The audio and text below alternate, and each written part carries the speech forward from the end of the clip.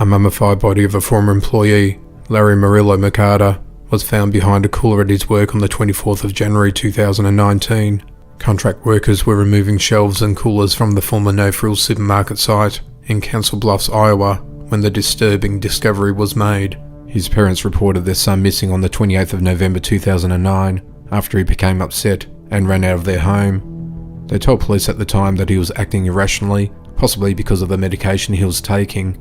He was said to have been hearing voices that said, "Eat sugar." He felt his heart was beating too hard and thought that if he ate sugar, his heart would not beat so hard. He departed home when there was a snowstorm. He left with no shoes, no socks, no keys, no car, so a search party went out looking for him.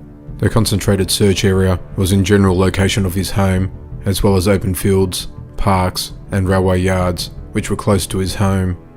There was never evidence or witnesses placing him at the store during the time he went missing, nor was he scheduled to work the night he went missing.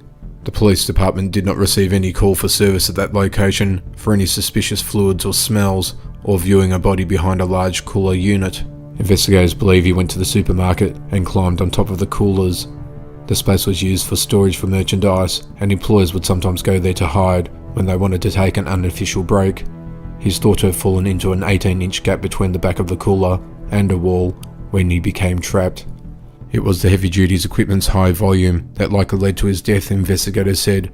It's so loud, there's probably no way of hearing him. An autopsy found no signs of trauma, and the case has been deemed an accidental death. Alex Cooper of Cranbrook, British Columbia, was an accomplished musician, much-loved husband, and family man. He had 5 children and several grandchildren. He was a local businessman who worked in the cleaning industry from 1974 to 1983. In 1986, he took up a job as a salesman and began to spend some of his time on the road. In the morning of April 1987, he vanished, and his car was found abandoned near a river with fishing equipment and clothing inside. There were no signs of footprints around the car either. At first, it was believed that he either fell into the river or was abducted and killed. However, witnesses reported seeing a man matching his description, trying to hitchhike out of the area. After a year had passed, with no sign of him, Margaret stated that Alex always paid with large amounts of cash on hand. So she feared that someone may have seen this and decided to rob and kill Alex.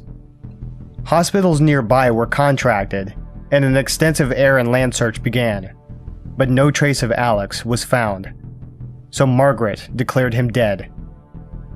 When she tried to acquire his birth certificate, however, it was discovered that there hadn't been one issued in his name. In fact, prior to their marriage in 1952, there was no record of him ever existing. Alex Cooper was apparently a false identity. 4 years passed. Then in 1991, another man named David Cooper was reported missing in Toronto. In his apartment, police found a photo of Alex, confirming that the two were the same person. However, no one could understand why he was doing what he did. In September of 1991, Alex's bizarre case was featured on Unsolved Mysteries. As a result of a viewer tip, he was located and the true story of his life began to unravel. He told the police that his real name was Albin Arsenault, and that in 1948, he was falsely accused of stealing from his employer. Rather than face prison time for something he didn't do, he fled, changed his name, and married Margaret. For decades, he kept his identity a secret. However, as his 65th birthday approached, he learned that he needed his birth certificate in order to get his pension. Knowing that he couldn't produce it, he decided to disappear instead of telling his family the truth. Fortunately for him, his family was understanding and accepted him back when he was reunited with them. John Darwin was a former teacher and prison officer. He lived with his wife Anne. He was a doctor's receptionist and also ran a business renting bedsits with 12 houses in a seaside town of County Durham in the UK. They ran into debt after purchasing 2 houses in Seaton, Carew in December 2000. They racked up a massive debt of over £60,000 on their credit card and £130,000 on their mortgage. As their indebtedness spiraled out of control, it prompted Darwin to come up with a crazy idea.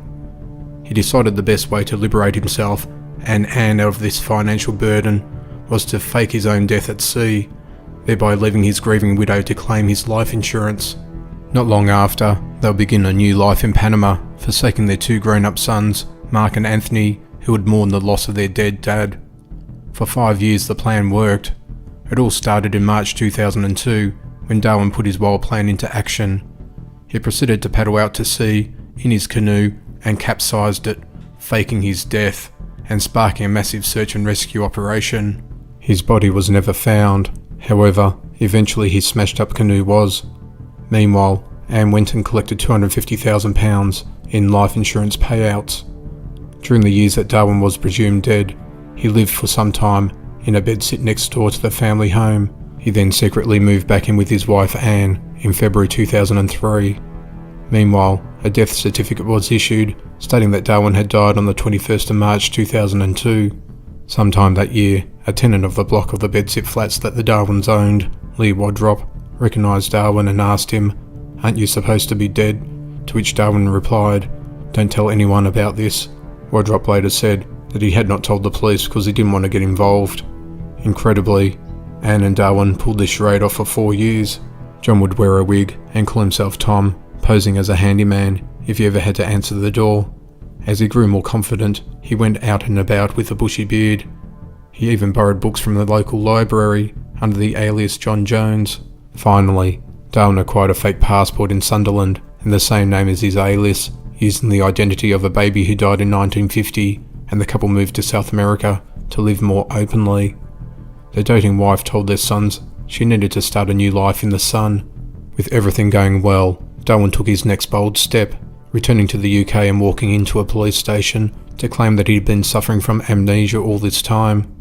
It might have worked had a photo of the Darwins grinning happily in the Panama estate agents not been found on the internet, time-stamped, revealing he had indeed been alive all this time. A police investigation discovered that Darwin had been using the false passport, and then he had made several trips to Panama in the previous 5 years. After returning to the UK, Anne was convicted of 6 fraud charges and 9 counts of money laundering and was jailed for 6.5 years. She only served 3.5 years of this sentence. Darwin admitted to fraud, as well as one of falsely obtaining a passport, and was jailed for 6 years and 3 months. He was released in 2011 after serving half his sentence. After his release, Darwin wanted to rekindle their marriage, but Anne refused. Anne felt that he was always domineering and never listened to her. She just agreed to a lot of things because she could never win anyway. Anne added, "I didn't have the courage to do the right thing because I put all my trust in the man that I married and could not perceive a life without him." It is claimed that he faked his death because he was suicidal over his debts and feared appearing a failure to his family. Losing everything was more than he could bear. He figured that a suicide would be useless, as the insurance company wouldn't pay out, thereby faking his death seemed like the logical thing to do. While Anne lives a quiet life around York and has reconciled with her sons, Darwin married second wife Mercy May from Manila 5 years ago, less than 2 months after they met online. She is 23 years his junior. Lorene Roberts was raised in Dripping Springs, Texas. She was on the basketball team in high school and a member of the pep club. For many years, she suffered from mental illness as she eventually dropped out of school at the age of 16. Later, she worked as a waitress in Austin, Texas. In 1949, she met a young serviceman, and in just 10 days they were married. They had 3 children, and in 1956, they moved to his hometown in New Jersey. His family disliked Lorene, and they bought her and the children train tickets to send them back to Austin, which quickly followed by a divorce. Lorene worked while her eldest child watched over the younger ones. It was, however, too much for her, so she gave them up for adoption. Her mental and emotional state worsened, and her sister Ruby admitted her to a mental institution, where she spent several years going in and out. Between 1957 and 1961, she was admitted on 5 separate occasions. Each time she was released, she found work as a waitress. However, the pressure at the job would be far too much for her, so she would readmit herself to the hospital. In 1959, Lorene showed up at her sister Ruby's house unannounced. She told her that she was engaged to a college professor. Ruby could tell that she was still not well, but she left before she could get her help. 2 weeks later, Ruby received a bill for Lorene's engagement ring. She had bought it herself, but failed to make the payments. For reasons unknown at the time, Lorene stopped contacting her family. She was last seen on February 12, 1964, when she visited another mental hospital. In 1988, her mother passed away and left a $100,000 inheritance for each of her children, including Lorene. An attorney was assigned to search for her so she could inherit the money. In 1985, Lorene's daughter, Debbie Russ, who had located her brothers in 1978, found Lorene's family and learned that she was missing. They searched for her not only to reunite with her, but to also have her receive her inheritance. They feared that she may have been homeless, living on the streets, and not knowing her identity. An episode of Unsolved Mysteries aired in 1991, which Lorene watched. She rang into the show to let them know that she was the one that they were looking for. She changed her name to Vera and had been living in Little Rock, Arkansas for the past 30 years, where she worked as a housekeeper for just room and board. Ruby collected her from Little Rock and returned her to Austin, where she reunited with her sisters, children, and other relatives. She also received her $100,000 inheritance. She stayed in Austin for several months before returning to Little Rock, before passing away in 1997 at the age of 64. Gabriel Nagy was a doting family man to his wife Pam, 9-year-old daughter Jennifer, and 11-year-old son Stephen. On the 21st of January 1987, he made his way to his Sydney home from work for lunch. However, at this moment, his life changed forever. He had a car accident which caused him to lose his memory. He was confused and disorientated, and caused him to wander off without saying a word to anyone. Later that day, his family began to panic when he didn't return home. They were devastated when they discovered his burnt-out vehicle on the side of the road, but no sign of him. 2 weeks after his disappearance, his credit card showed a charge for some camping equipment at a supply store in Newcastle, but no discovery was made from this lead. He spent the next few years sleeping rough and drinking, living out in the wilderness.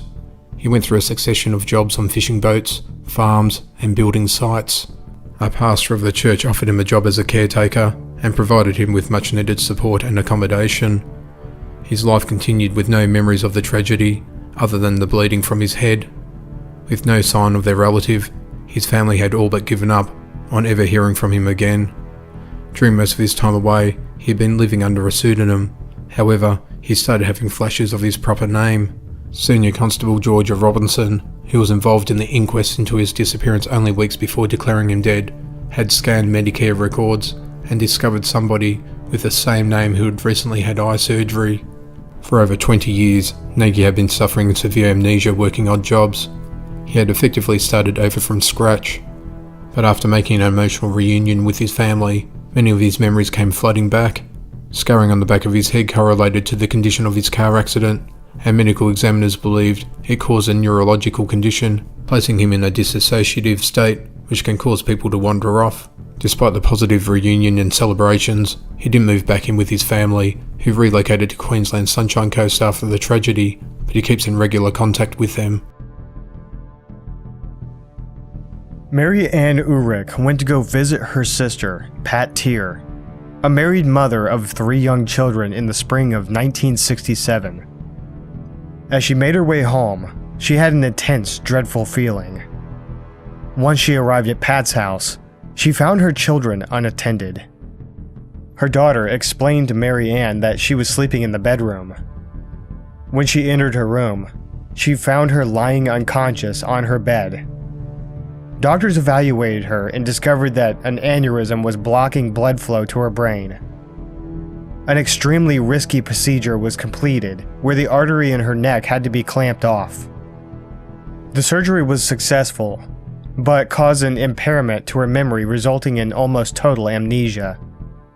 Once she awoke, she had no idea who she was, nor her sister Mary Ann, her husband, or even her children. She had to relearn everything all over again, and even how to eat. Her husband divorced her and took custody of their children, leaving her to recover and rebuild her life on her own. In November 1968, a woman who was hired to care for Pat called Mary Ann and told her that Pat had wandered off. 6 weeks later, she was found and picked up by Mary Ann in Alabama, where she had lived when she was younger.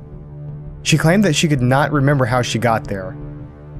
Sometime later, she married a man by the name of Troy Carlton, who tried to help her with her issues, including gaining joint custody of her children.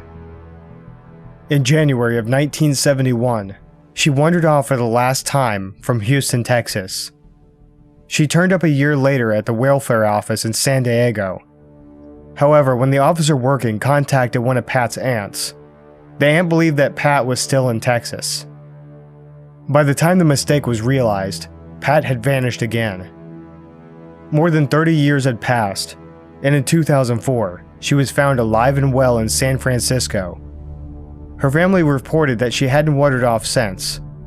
However, only 1 year after the reunion, Mary Ann passed away.